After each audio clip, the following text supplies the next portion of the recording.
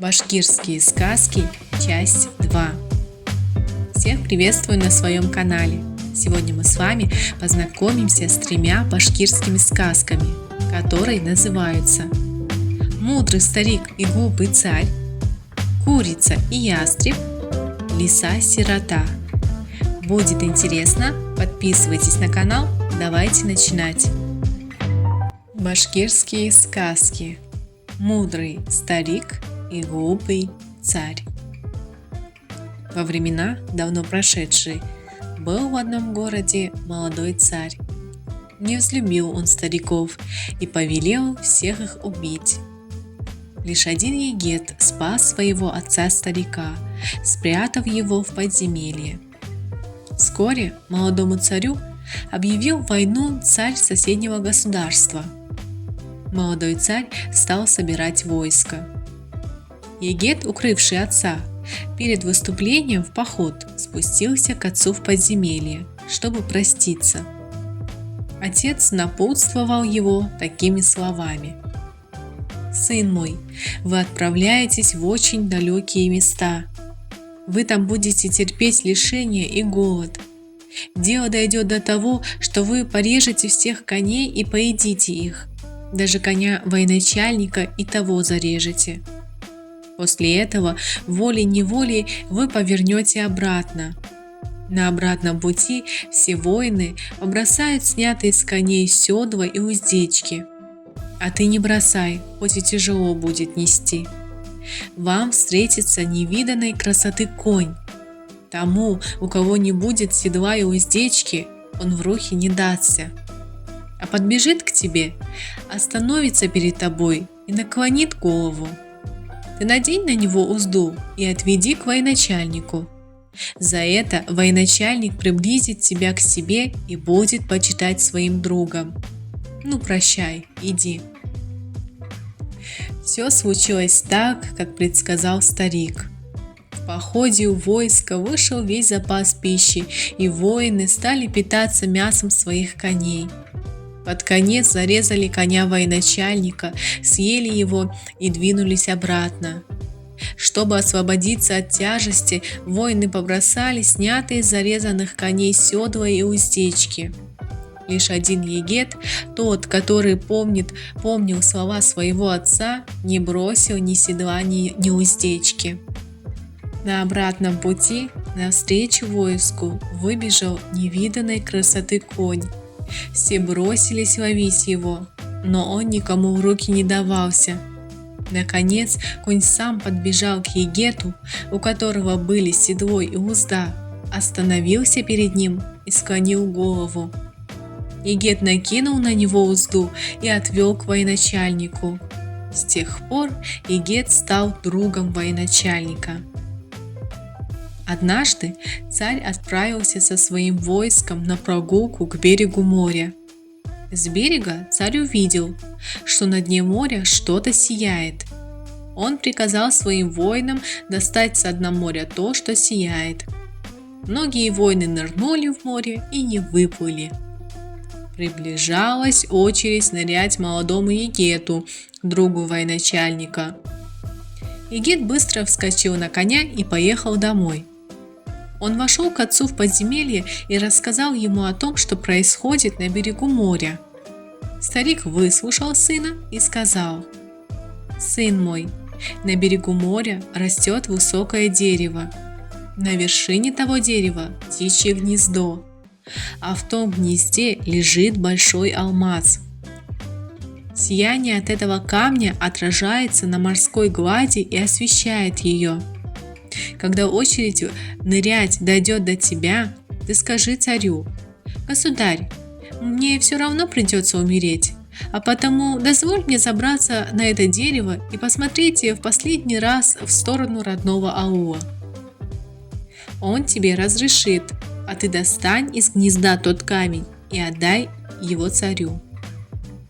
Егет вернулся к берегу моря, и когда очередь нырять дошла до него, он сказал царю: «Государь, мне все равно придется умереть, а потому дозволь мне забраться на это дерево и посмотреть в последний раз в сторону родного аула». Царь разрешил ему. Егет полез на дерево. Как только он добрался до гнезда и схватил оттуда камень, сияние на море погасло. Егет спустился и поднес царю алмаз. «Как ты дознался до этого? Когда была война, ты поймал и подарил военачальнику коня. А теперь достал и подарил мне алмаз», – удивился царь. «О, государь», – ответил Егет, – «и скажешь страшно, и не скажешь тяжело. Ну уж ладно, положусь на твою милость и скажу. Я укрыл своего отца, старика, когда ты приказал убивать всех стариков, и всему, что я сделал, я научился у него. О, государь мой, если бы ты не повелел убить всех стариков, много бы хороших советов они дали». После этого царь повелел выпустить старика из подземелья, пригласил его к себе и оказывал ему большой почет. С этого дня царь отменил свой жестокий приказ и не стал убивать стариков.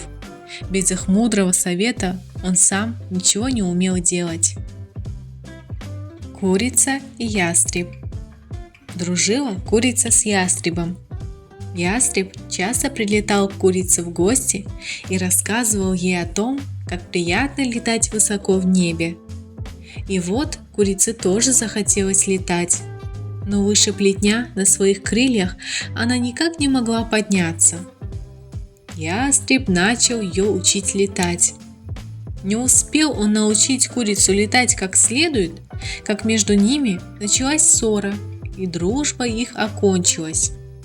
И до сих пор куры могут взлетать лишь на ограду или на плетень. А дружба их пошла врозь вот почему. У ястреба было на шее красивое ожерелье, а на голове гребешок. На это ожерелье и гребешок очень зарился петух. «Эх, мне бы их гребешок я взял бы себе, а ожерелье отдал бы курице», – думал петух. Раз ястреб прилетел к петуху и курице в гости. Они угостили его беленой. На ястреба нашел такой дурман, что он долго не мог очнуться. В это время петух украл у ястреба ожерелье и гребешок. Ожерелье петух отдал курице, а гребешок взял себе. Известно, что петух любит поважничать. Надел он гребешок на голову и пошел по соседям. Когда ястреб очнулся от белины и пришел в себя, он увидел: нет у него гребешка на голове, нет и ожерелья на шее. Что делать? «Отдай ожерелье», – потребовал у курицы ястреб. Курица ожерелье не отдает, оно очень ей понравилось. Она и не знала, что нельзя брать чужого. Стали курица с ястребом спорить да браниться. Ястреб рассердился и хотел когтями сорвать ожерелье с курицы. Но тут ниточка порвалась и жемчужины рассыпались. «Ладно же», – сказал ястреб, – «и, видимо, пришел конец нашей дружбе. Но я не забуду этого, и ты еще вспомнишь меня, да будет поздно». Сказал так ястреб и улетел. Прошло много времени. Ястреб больше не показывался. У курицы появились цыплята. Однажды в солнечный день вывела курица своих цыплят на двор и начала беспечно копаться в земле, выклевывать, что попадется: червяков, личинок, семечки. Вдруг заметила курица высоко в небе ястреба. Курица обрадовалась. «Летит мой старый друг, видно, он забыл про ожерелье». А ястреб не забыл, и летел он не за тем, чтобы возобновить дружбу. Заметив курицу с цыплятами, ястреб камнем кинулся на землю, схватил когтями одного цыпленка и улетел с ним. Так он начал мстить курице и петуху за ожерелье и гребешок. Курица горюет, а ястреб не дает ей покою и каждый год уносит ее цыплят. Не зная, как избавиться от этой беды, курица захотела отыскать рассыпанные жемчужины ожерелья и стала с цыплятами и петухом копаться в навозе. Но она не могла найти ни одной жемчужины. В Как-то раз петух нашел одну жемчужину, но оставил ее без внимания. Да жемчужина ли было петуху, когда такой гребешок красовался у него на голове? А курица с тех пор разрывает навоз. Все роется и ищет жемчужины от ожерелья. Ищет и не находит. Лиса-сирота. Однажды весной встретились медведь, волк, собака и заяц. Они пожаловались друг на друга на то, как плохо жилось им зимой. Было холодно и трудно добывать пищу. И стали они держать совет. «Давайте жить вместе, так будет лучше», — сказал медведь. Все согласились с этим. Построили они избу на лесной поляне и начали жить вместе. Как-то раз медведь говорит: «Друзья, пора готовиться к зиме. Надо бы купить нам корову. Собака будет пасти ее. Глядишь, к зиме наберем батман масла». Остальные охотно согласились с медведем. В тот же день они пошли на базар, продали шкурки убитых ими зверей и на вырученные деньги купили корову. Собака каждый день выводила корову на поляну и пасла ее, а волк каждый вечер доил ее.